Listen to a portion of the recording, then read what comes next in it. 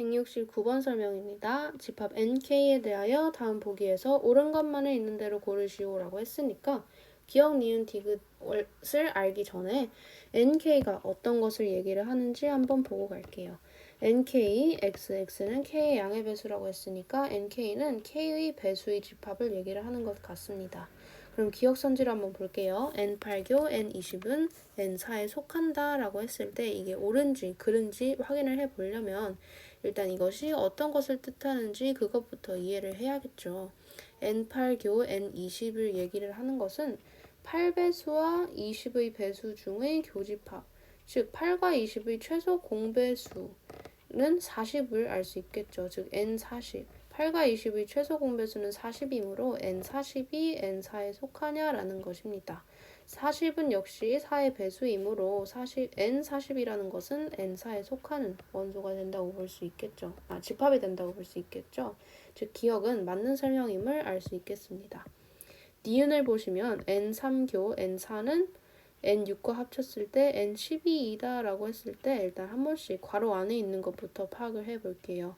n3교 n4는 3의 배수와 4의 배수의 교집합, 즉 3과 4의 최소 공배수는 12이므로 n12 합 n6은 n12다 이렇게 간단하게 다시 정리를 해볼 수가 있을 것 같아요.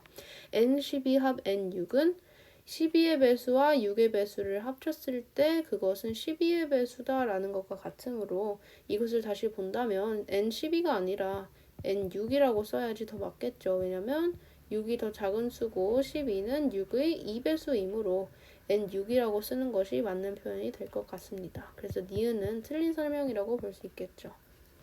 디귿을 보시면 n5합 n3교 n9합 n3은 n3이다 라고 했을 때 괄호 안에 있는 것부터 확인을 해볼게요. 5배수와 3배수를 합친 것, 즉 5와 3의 최소 공배수 n15를 나타내는 것 같습니다.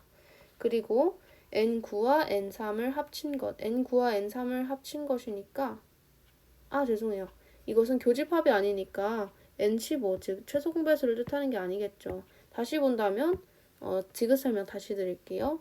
안에 괄호를 보면 합 n3이 이렇게 겹쳐지는 것을 알 수 있겠죠. 그러니까 합 n3을 밖으로 빼내면 될 것 같습니다. 즉 안에 있는 괄호만 다시 쓴다면 n5 교집합 n9 괄호 닫고 합 n3이 n3이다 라는 것과 같이 이렇게 표현을 할 수 있을 것 같습니다. 그러면 이 안에 괄호 안에 있는 것부터 한번 확인을 해볼게요. 5와 9의 배수들 중에 교집합이라고 했으니까 5와 9의 최소 공배수를 알아야겠죠. 최소 공배수는 45가 되겠습니다. 즉 n45 합 n3이 n3인가요? 라고 물어보는 것과 같다는 뜻이 되겠죠. 45 역시 3의 배수, 3 곱하기 15 했을 때 45가 나오므로 이것을 합쳤을 때는 n3이 나오는 게 맞다고 볼 수 있을 것 같습니다. 즉 이 문제의 답은 기억과 디귿이 되겠습니다.